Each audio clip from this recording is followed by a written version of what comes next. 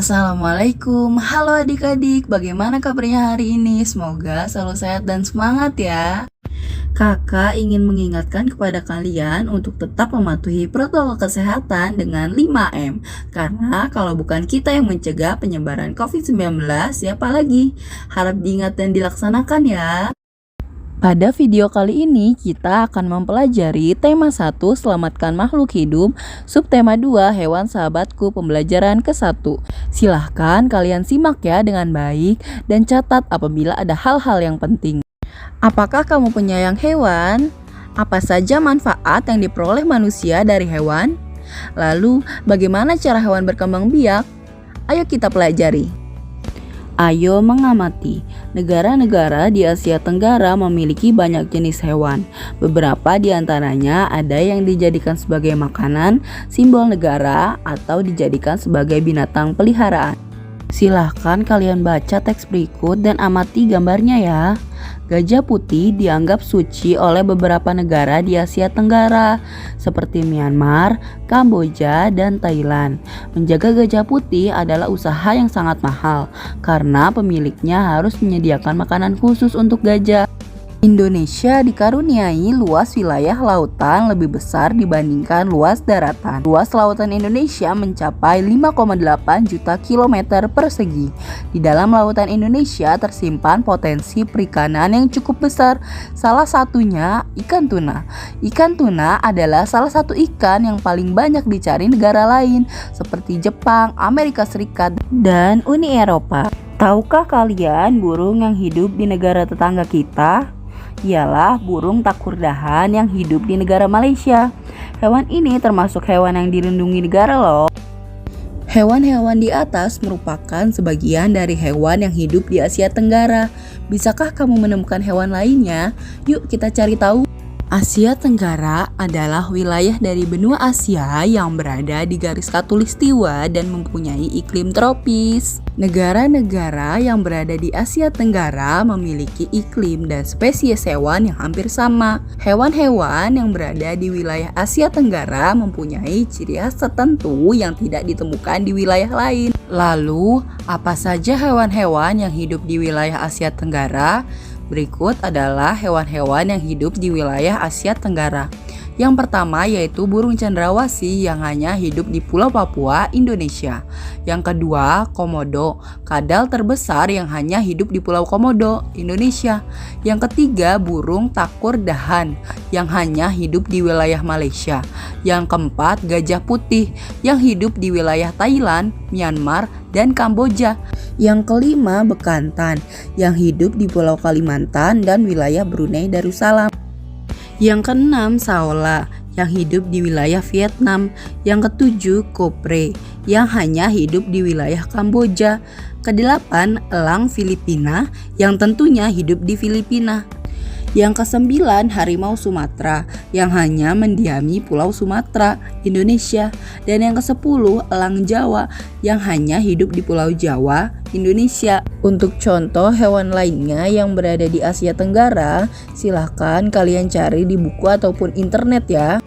Salah satu ciri makhluk hidup ialah berkembang biak, begitupun dengan hewan. Sekarang kita akan mengelompokkan hewan berdasarkan cara perkembangbiakannya, yang terbagi menjadi hewan yang berkembang biak dengan cara bertelur, beranak maupun bertelur dan beranak dengan menggunakan diagram Venn. Pada gambar tersebut terdapat beberapa hewan seperti ular, ayam, harimau, ikan mas, kura-kura, sapi, burung, buaya, kucing, dan ikan paus biru. Dari gambar tersebut dapat kita ketahui jawabannya yaitu yang termasuk hewan dengan cara berkembang biak beranak yaitu harimau, sapi, ikan paus biru, dan kucing. Sedangkan hewan yang berkembang biak dengan cara bertelur yaitu ayam, buaya, kura-kura, ikan mas, dan burung. Adapun hewan yang berkembang biak dengan cara beranak dan bertelur yaitu ular. Dari pengelompokan tersebut dapat kita ketahui bahwa setiap hewan memiliki kemampuan berkembang biak. Dengan berkembang biak, hewan dapat melestarikan jenisnya. Lalu, tahukah kamu bagaimana cara hewan berkembang biak? Silahkan simak video berikut ini. Hai, kembali lagi di Ruang Belajar Channel. Sobat pelajar, tahu nggak? Di dunia ini, banyak sekali jenis hewan yang hidup di sekitar kita dengan keunikannya masing-masing, baik yang hidup di darat maupun di laut.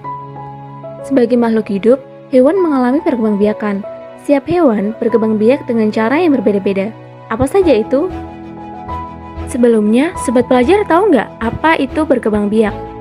Berkembang biak adalah proses di mana makhluk hidup bertambah banyak supaya nantinya spesies yang sepertinya tidak akan punah. Berdasarkan cara berkembang biaknya, hewan dibagi menjadi 3 macam, yaitu ovipar, vivipar, dan ovovivipar. Mari kita ulas satu persatu. Yang pertama, hewan ovipar. Hewan ovipar adalah hewan yang berkembang biak dengan cara bertelur. Ciri-ciri hewan ini yaitu mereka tidak memiliki telinga dan tidak menyusui. Contoh dari hewan ovipar yaitu ayam, ikan, burung, kura-kura, dan lain-lain. Yang kedua, hewan vivipar.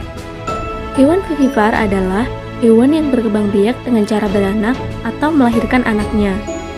Ciri-ciri dari hewan ini yaitu mereka memiliki daun telinga dan biasanya termasuk jenis hewan mamalia atau hewan yang menyusui anaknya. Contoh dari hewan vivipar yaitu sapi, kambing, kucing, jerapah, singa, dan lain-lain. Dan yang ketiga, hewan ovovivipar.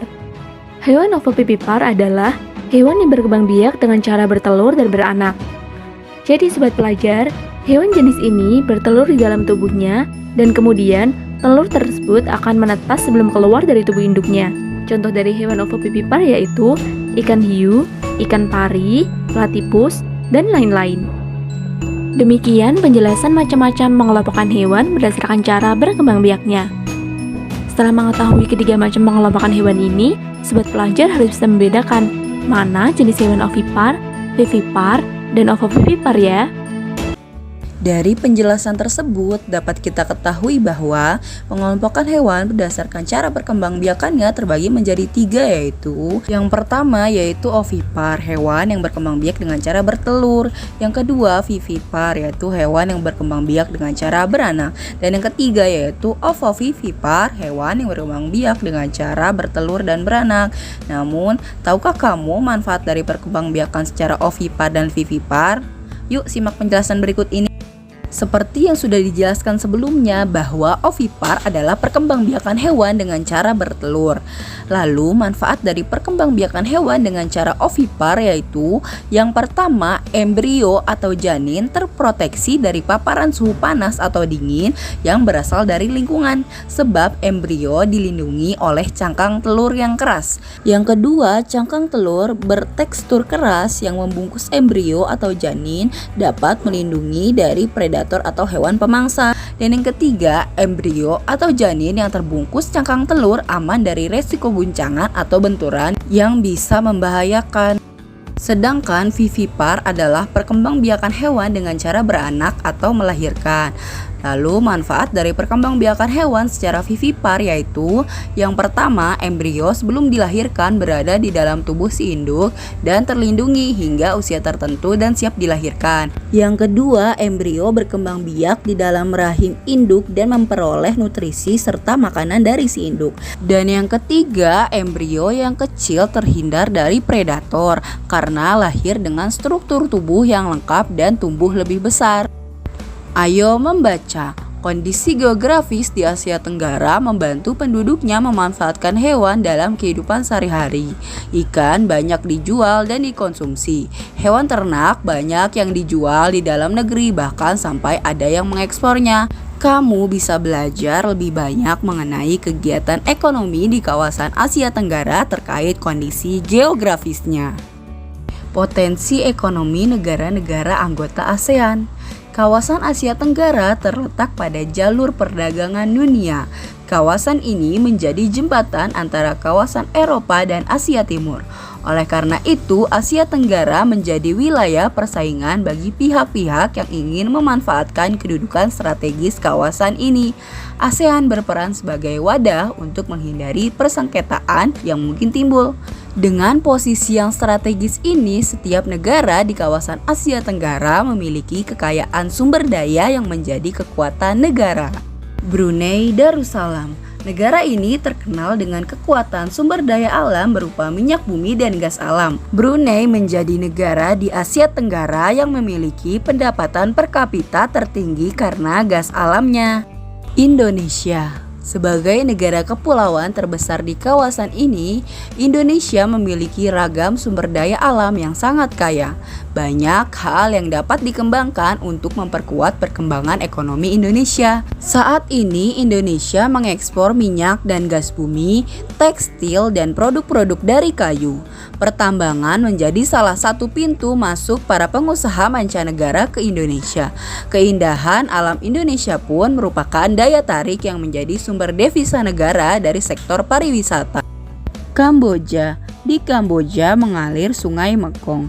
Di daerah sekitar Sungai Mekong merupakan daerah yang subur. Mata pencaharian penduduk Kamboja adalah pertanian. Hasil pertanian Kamboja yang besar adalah padi dan karet. Laos. Laos bertetangga dengan Kamboja. Negara ini dilewati oleh aliran Sungai Mekong. Sama seperti di Kamboja, kegiatan pertanian banyak dilakukan di sepanjang aliran sungai ini. Sebagian besar hasil pertanian dinikmati oleh masyarakat Laos. Malaysia. Kegiatan ekonomi utama penduduk Malaysia adalah di bidang pertanian, pertambangan, dan perindustrian. Perdagangan internasional merupakan salah satu kegiatan ekonomi Malaysia yang mengalami pertumbuhan tercepat. Peralatan elektronik, minyak, dan gas bumi diekspor ke negara lain. Produk dari kayu, minyak sawit, karet, tekstil, sepatu, dan bahan-bahan kimia diperdagangkan di dunia internasional. Myanmar. Mata pencaharian utama penduduk Myanmar adalah pertanian, perkebunan, dan pertambangan. Padi merupakan hasil utama dari pertanian di sana. Myanmar merupakan salah satu negara penghasil padi terbesar di Asia Tenggara. Singapura. Singapura merupakan negara paling maju di kawasan ASEAN. Letak Singapura sangat strategis. Saat ini Singapura menjadi negara transit teramai di Asia. Thailand. Thailand sering disebut sebagai lumbung padi di Asia Tenggara. Padi memang merupakan hasil pertanian terbesar dari negara ini. Selain itu, perkebunan, kehutanan, pertambangan, dan industri juga merupakan kegiatan ekonomi penduduk Thailand. Saat ini penghasilan utama Thailand adalah sektor pariwisata. Keunikan bangunan budaya di Thailand menjadi daya tarik tersendiri bagi para wisatawan mancanegara. Vietnam. Setelah pulih dari Perang Vietnam, negara ini mulai berkembang di berbagai sektor perekonomiannya. Pariwisata dan turisme mendukung perkembangan ekonomi. Bidang pendukung lainnya seperti usaha jasa di bidang perhotelan, restoran, serta transportasi juga turut berkembang pesat. Filipina. Filipina adalah sebuah negara kepulauan yang mata pencaharian sebagian besar penduduknya adalah di bidang pertanian. Filipina berhasil menjadi salah satu negara di dunia yang dapat membangun dan mengembangkan pertaniannya dengan baik. Beberapa produk unggulan hasil pertaniannya diekspor ke berbagai negara, seperti nanas, padi, kelapa, dan gula. Hasil pertanian ini juga yang menunjang perkembangan ekonomi negara ini. Ekonomi masing-masing negara anggota ASEAN diharapkan dapat bergerak lebih cepat. Hal ini dimungkinkan melalui berbagai kerjasama yang positif antar negara dalam wadah organisasi ASEAN. Ayo membaca.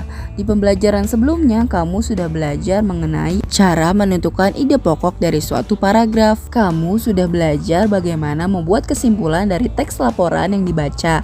Hari ini, kamu akan belajar bagaimana membuat kesimpulan dari teks yang kamu dengar. Setelah ini, kakak akan membacakan sebuah teks bacaan. Silakan kalian simak dengan baik dan catat fakta-faktanya. Selanjutnya, silakan kalian buat ide pokok dari masing-masing paragraf teks bacaan yang kakak bacakan. Bebek. Paragraf pertama, bebek adalah unggas yang hidup di darat tetapi menyukai perairan. Penduduk Indonesia banyak memanfaatkan daging dan telur bebek untuk kebutuhan sehari-hari. Paragraf kedua, bulu bebek tidak pernah basah meskipun ia berenang dan menyelam. Hal itu karena bulunya memiliki kelenjar minyak. Lapisan minyak berguna untuk membuat suhu tubuh bebek tetap hangat di malam hari. Dari paragraf pertama teks bacaan mengenai bebek dapat kita ketahui ide pokoknya yaitu bebek adalah unggas yang hidup di darat tetapi menyukai perairan. Lalu, bagaimana dengan ide pokok paragraf kedua? Silahkan kalian isi di kolom komentar di bawah ini ya. Cukup sekian untuk pembelajaran hari ini. Terima kasih telah menonton video ini. Semoga bermanfaat ya untuk kalian. Tetap semangat belajar dan berprestasi. Wassalamualaikum warahmatullahi wabarakatuh.